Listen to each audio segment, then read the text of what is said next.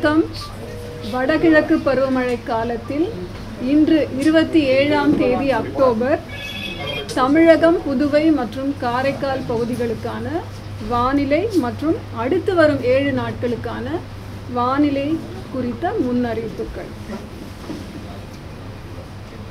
நேற்று 26ஆம் தேதி அக்டோபர் இரவு 11:30 மணி அளவில் மோந்தா புயல் தென்மேற்கு மற்றும் அதனை ஒட்டிய தென்கிழக்கு வங்கக்கடல் பகுதிகளில் நிலவியது.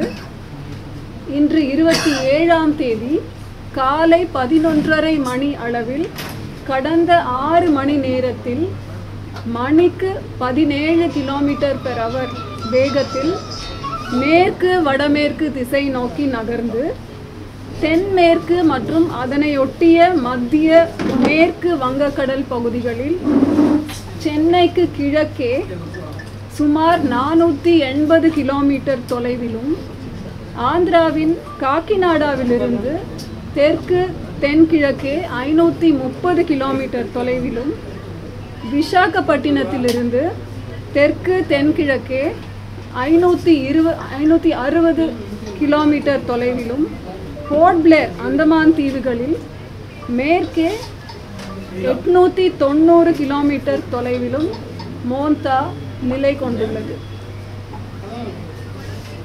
மோந்தா வடக்கு வடமேற்கு திசையில் நகர்ந்து நாளை 28ஆம் தேதி காலை தீவிர புயலாக வலுப்பெற்று மேலும் வடக்கு வடமேற்கு திசையில் நகர்ந்து ஆந்திர கடலோர பகுதிகளில் மச்சிலிப்பட்டினம், கலிங்கப்பட்டினத்திற்கு இடையே காக்கிநாடாவுக்கு அருகில் தீவிர புயலாக 28ஆம் தேதி மாலை அல்லது இரவு நேரத்தில் கரையை கடக்கக்கூடும்.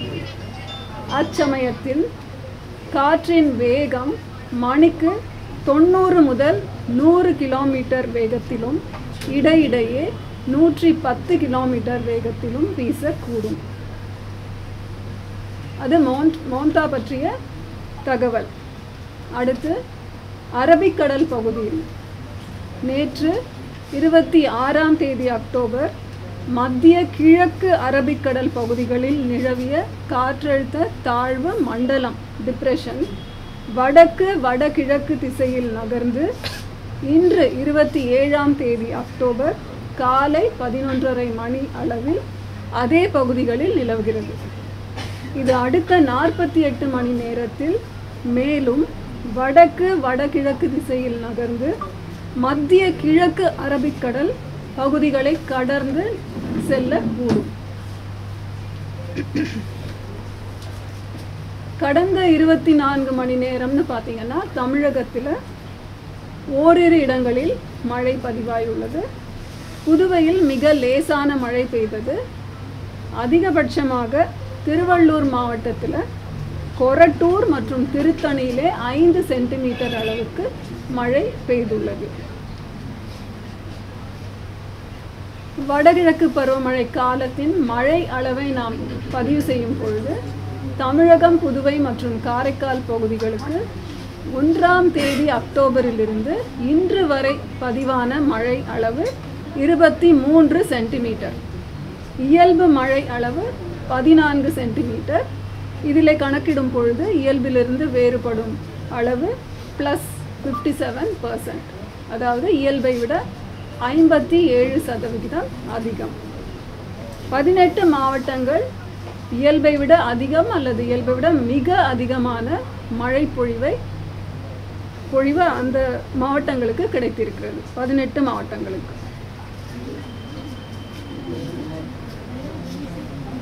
அப்புறம் அடுத்த 7 தினங்களுக்கான வானிலை முன்னறிவிப்பு மற்றும் எச்சரிக்கை பார்த்தீங்கன்னா, இன்றைக்கு 27ஆம் தேதி அக்டோபர் தமிழகத்தின் ஒரு சில இடங்களிலும், புதுவை மற்றும் காரைக்கால் பகுதிகளிலும் இடி மின்னலுடன் கூடிய லேசானது முதல் மிதமான மழை பெய்யக்கூடும். தரைக்காற்று 30 to 40 km வேகத்திலே வீசக்கூடும். வட தமிழக கடலோர மாவட்டங்கள் மற்றும் அதனை ஒட்டிய மாவட்டங்கள் மற்றும் புதுவை, காரைக்காலில் மழை பெய்யும் வாய்ப்பு உண்டு. 28ஆம் தேதி ஓரிரு இடங்களில் தமிழகம், புதுவை மற்றும் காரைக்கால் பகுதிகளில் ஓரிரு இடங்களில் இடி மின்னலுடன் கூடிய மழையும் பலத்த தரைக்காற்று மணிக்கு 30 முதல் 40 கிலோமீட்டர் வேகத்திலும் வீசக்கூடும். வட தமிழக கடலோர மாவட்டங்கள் மற்றும் அதனை ஒட்டிய மாவட்டங்களிலே மழை பெய்யும் வாய்ப்பு உண்டு. 29 அக்டோபரிலிருந்து 2ஆம் தேதி நவம்பர் வரை தமிழகத்தில் ஓரிரு இடங்களிலும் புதுவை மற்றும் காரைக்கால் பகுதிகளிலும் மழை பெய்யும் வாய்ப்பு உண்டு. கன முதல் மிக கனமழைக்கான எச்சரிக்கைன்னு பார்த்தீங்கன்னா அடுத்த 2 தினங்களுக்கு, அதாவது 27 மற்றும் 28 அக்டோபர் தேதிகளில் தமிழகத்தில் ஓரிரு இடங்களிலும் புதுவை மற்றும் காரைக்கால் பகுதிகளிலும் கன முதல் மிக கனமழை பெய்ய வாய்ப்புள்ளது. எந்தெந்த மாவட்டங்கள் பார்த்தா தமிழகத்தில் இன்றைக்கு 5 மாவட்டங்களுக்கு மிக கனமழை எச்சரிக்கை தரப்பட்டுள்ளது. அது திருவள்ளூர், சென்னை, ராணிப்பேட்டை, காஞ்சிபுரம், செங்கல்பட்டு மிக கனமழைக்கான எச்சரிக்கை. இன்றைக்கு திருவள்ளூர், சென்னை, ராணிப்பேட்டை, காஞ்சிபுரம், செங்கல்பட்டு. மீதி மாவட்டங்களான வேலூர், திருவண்ணாமலை, விழுப்புரம், கடலூர், மேற்கு தொடர்ச்சி மலை மாவட்டங்களான நீலகிரி மற்றும் கோவை மாவட்ட மலைப்பகுதிகளில் மற்றும் புதுச்சேரியிலே கனமழை பெய்வதற்கான வாய்ப்பு உண்டு. இது இன்றைக்கான கனமழைக்கான எச்சரிக்கை. நாளை ஒரு மாவட்டத்திற்கு மிக கனமழையான எச்சரிக்கை கொடுத்துருக்கோம். அது திருவள்ளூர் மாவட்டம். மற்ற மாவட்டங்கள் ராணிப்பேட்டை, சென்னை, காஞ்சிபுரம், செங்கல்பட்டு மற்றும் மேற்கு தொடர்ச்சி மலை மாவட்டங்களான தேனி, தென்காசி, திருநெல்வேலி மற்றும் கன்னியாகுமரி மாவட்டத்திலையும் கனமழை எச்சரிக்கை தரப்பட்டுள்ளது. அடுத்தது மீனவர்களுக்கான எச்சரிக்கை. தமிழக கடலோர பகுதிகள்னு பார்த்தீங்கன்னா 27லிருந்து 29 அக்டோபர் கடலுக்குள் செல்லக்கூடாது. எதனால் என்றால் மோந்தா புயல் வங்கக்கடலில் இருப்பதன் காரணத்தினால் அதிகபட்சமாக 90லிருந்து 100 கிலோமீட்டர் வேகத்தில், இடையிடையே 110 km/h வேகத்தில் தரைக்காற்று வீசக்கூடும். வங்கக்கடல் மற்றும் அரபிக்கடல் பகுதிகளிலே 27லிருந்து 31 அக்டோபர் வரை மீனவர்கள் செல்ல வேண்டாம் என்று அறிவுறுத்தப்படுகிறார்கள். காரணம் பலத்த சூறைக்காற்று 45லிருந்து 55 km/h வேகத்திலும் இடையிடையே 65 km வேகத்திலும் வீசக்கூடும் என்றதனால் மீனவர்கள் இந்த பகுதிகளுக்கு செல்ல வேண்டாம் என்று அறிவுறுத்தப்படுகிறார்கள்.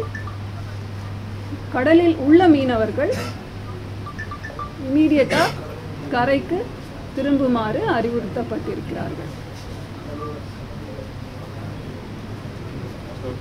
இந்த புயல் நமக்கு காற்று தாக்கம் அதிகமா தருமா இல்ல மழையுடைய தாக்கத்தை அதிகமா தருமா? சென்னையை பொறுத்த வரைக்கும் நம்ம 5 மாவட்டங்களுக்கு மிக கனமழை தந்திருக்கோம். அது ஆந்திராவை போய் நோக்கும் பொழுது தரைக்காற்று வீசக்கூடும் அந்த எச்சரிக்கை தான் நம்ம தந்திருக்கோம். 30லிருந்து 40 km வேகத்தில் வீச வாய்ப்பு இருக்கு.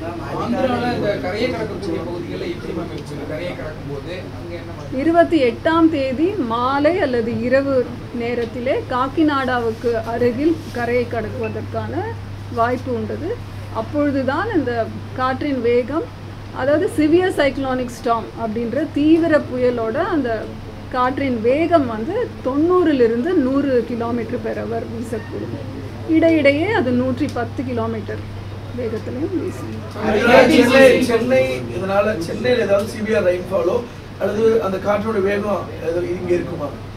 சென்னையில் நாளைக்கு அடிக்கடி காற்றின் வேகம் சிறிது உயர வாய்ப்பு இருக்கு. அதனால தான் நம்ம 27, 28க்கு தரைக்காற்று 30 to 40 கிலோமீட்டர் மணி வேகத்தில் வீசக்கூடும்னு சொல்லியிருக்கோம். எச்சரிக்கையோடு இருப்பது நல்லது. கடல் சீற்றம் எப்படி மேம் இருக்கு? கடல் கொந்தளிப்பு காணப்படும். இப்போ கடலில் மோந்தான்ற ஒரு புயல் இருக்கும் பொழுது கடல் சீற்றம் இருக்குது. அதற்கான எச்சரிக்கையும் விடப்பட்டுள்ளது. ஃபிஷர்மேன் வார்னிங்கில் அந்த புல்லட்டினில் எல்லாமே கொடுப்பாங்க. 5 மாவட்டங்களில் மிக கனமழைக்கு ஆரஞ்சு அலர்ட் கொடுத்துருக்கிறோம். ஸோ இப்போ காலையிலேருந்து லேசானதுலேருந்து மிதமான மழை பெய்து வருது சென்னைக்குள்ள. ஸோ நைட்டு எப்படி மேம் இருக்கும்? அதான் வழக்கமாக வந்து நம்ம இந்த ஒரு தகவல் எல்லாருக்குமே போய் சேரணும். ஒரு ஆரஞ்சு அலர்ட் இல்லை ஒரு மஞ்சள் அலர்ட் அப்படின்றது நம்ம நிர்வாகத்திற்காக, மாவட்ட நிர்வாகம் அரசாங்கத்திற்கு, தமிழக மாநில அரசுக்கும் மாவட்டங்களுக்குமான ஒரு குறியீடு. எதற்கு அப்படின்னா ஒரு நேஷ்னல் டிசாஸ்டர் ரெஸ்பான்ஸ் ஃபோர்ஸோ இல்லை NDMA தேசிய பேரிடர் மீட்பு குழு இல்லை தேசிய பேரிடர் மேலாண்மை ஆணையம், மாநில பேரிடர் மேலாண்மை ஆணையம், இவங்கெல்லாம் வந்து முன்னாடியே ஒரு கொஞ்சம் நேரம் அவகாசம் கொடுத்தால்தான் பேரிடர் காலங்களில் அவங்க போய் அந்த இடங்களில் போய் அவங்களோட பணியை திறம்பட செய்ய முடியும். அதற்கான ஒரு குறியீடு தான் இந்த மஞ்சள், ஆரஞ்சு மற்றும் சிகப்புக்கான குறியீடுகள். மழை பொறுத்த வரைக்கும் நமக்கு நல்லா தெரிய வேண்டியது இந்த கனமழை, அதி கனமழைக்கான குறியீடுகள் தெரிந்தால் நல்லது. ஆஃப்டர் திஸ் இந்த சென்னைக்கு அல்லது தமிழ்நாட்டுக்கு ரெயின்ஃபால் வடகிழக்கு பருவமழை இயல்பை விட அதிகமாக இருக்கும் என்று தான் கணிக்கப்பட்டிருக்கிறது. சைக்ளோன் ஏதாவது இப்போதைக்கு வாய்ப்பு இருக்கா? வழக்கமாக இதுக்கும் நம்ம முன்னாடியே சொல்லியிருக்கோம். அக்டோபர், நவம்பர், டிசம்பர் மாதத்தில் தான் புயல்கள் உருவாவதற்கான சாத்தியக்கூறு மிக அதிகம்.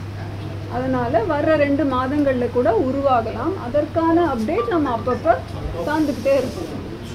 மேம் நாளைக்கு அதிதீவிரமாக இருக்கக்கூடிய நிலையில் ஏதாவது மாவட்டங்களுக்கு ரெட் அலர்ட் இருக்கா? ரெட் அலர்ட் நம்ம சென்னைக்கு தரலை. ஒரே ஒரு மாவட்டத்துக்கு ஆரஞ்சு அலர்ட் கொடுத்துருக்கோம். அது திருவள்ளூர் மாவட்டம். அது கூட அந்த சுழற்சி வந்து மேல் நோக்கி வடக்கு நோக்கி நகரும் பொழுது இந்த இடத்துல ஒரு தாக்கம் இருக்கும். பக்கத்தில் ஆந்திர பிரதேச மாநிலத்தில் சித்தூர், திருப்பதி இந்த மாவட்டங்களுக்கு அவங்க ஆரஞ்சு அலர்ட் கொடுத்துருக்காங்க. அப்போ கொஞ்சம் மழை நமக்கும் அந்த வரும். அதனால நம்ம ஆந்திரா தமிழக அந்த பார்டர் பகுதியில் இருக்க பகுதி எப்படி மேம் இருக்கும்? இந்த புயல் கரையை கடக்கும் ராணிப்பேட்டை அந்த சைடுலாம் நம்ம ஆந்திரா பார்டர் ஏரியா, அது எப்படி மேம் இருக்கும்? அதுக்கு தான் நம்ம கனமழை எச்சரிக்கை தந்திருக்கோம். அது நீங்கள் கவனிச்சிருந்தீங்கன்னா ஒரு 10 நாளாகவே அது அங்கேயும் இங்கேயும் அப்படி கடலில் அரபிக்கடல்லையே நகர்ந்து கொண்டிருக்கிறது. அடுத்த 48 மணி நேரத்திலே அது ஆழ்ந்த காற்றழுத்த தாழ்வு மண்டலமாக மாறி மேலும் அந்த அரபிக்கடலிலே டுவர்ட்ஸ் நார்த் ஈஸ்ட் போகிறதுக்கான வாய்ப்பு இருக்குது. அடுத்த 48 மணி நேரத்தில் அது அடுத்த ஸ்டேஜுக்கு போகும்பொழுது நம்மளால சொல்ல முடியும். இந்த மோண்டா கரையை கடந்த பிறகு தொடர்ந்து அப்படியே டிப்ரெஷனாக வலுவழுந்துரும். ஆமாம், எப்போவுமே எந்த புயலுமே கரையை தொடும் பொழுது என்ன தீவிரத்தில் இருக்கோ அதை விட ஒரு படி கீழே தான் வந்து வலுவடையும், வலு இழக்கும். ஏன்னா நிலப்பரப்பில் வந்து தொடும் பொழுது அதற்கான சக்தி வந்து குறைய ஆரம்பிக்கும்.